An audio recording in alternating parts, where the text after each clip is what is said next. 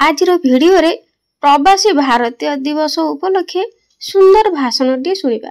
ता पूर्व पे चैनल नुआ थे चैनल को सब्सक्राइब करिवो। सम्माननीय सभापति महोदय, पूज्य गुरुजी और गुरुमा वृंद, एठारे उपस्थित मोर छोट बड़ भाई और भौणी माने एवं सहपाठी और सहपाठिनीगण, आज यही प्रवासी भारतीय दिवस रे मते किछि कहिबार सुजोग मिलिथिबारु मु निजकु धन्य मन करूअछि। 2025 मसीह रे प्रवासी भारतीय दिवस आम ओडिशार भुवनेश्वर ठारे पालन करा जिबाकु निष्पत्ति निया जाइछि।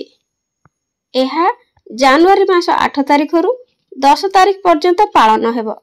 समृद्ध ओडिशा पालन करिबाकु जाउछि तार 10तम प्रवासी भारतीय दिवस। 2 जनवरी 1915 एहा हेउछि सेई दिन जेउ दिन महात्मा गांधी दक्षिण आफ्रिका भारत फेरिथिले। एही दिन को आमे भारतीय प्रवासी दिवस रूपे पालन करि आसुछु। प्रथम थर पई 2003 मसीह रे नुआ दिल्ली ठारे प्रवासी भारतीय दिवस पालन करा जायतिला। भारतर विकास रे प्रवासी भारतीयों को अवदान को प्रदान करिबा एही दिवसर मूल लक्ष्य। प्रवासी भारतीय दिवसर आयोजन सम्मान समारोह और सांस्कृतिक कार्यक्रम द्वारा करा जाए। प्रवासी भारतीयों को भारतर समृद्धि और विकास रे जड़ित हेबाकु प्रोत्साहित करा जाए। एही दिवस पालन करिबार मुख्य लक्ष्य होउछि प्रवासी मानक एकत्र करिबा। एहा सेमानक पई एक सुजोग।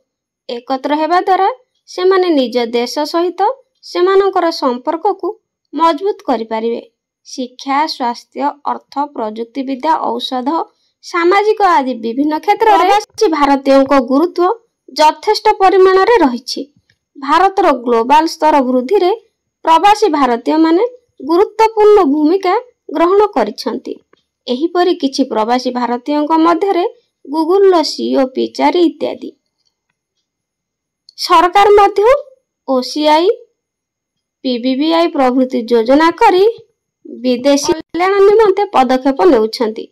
वास्तविक सरकारक प्रवासी भारतीय दिवस पालन कार्यक्रम निश्चित भाव में स्वागत योग्य पदक्षेप अटे।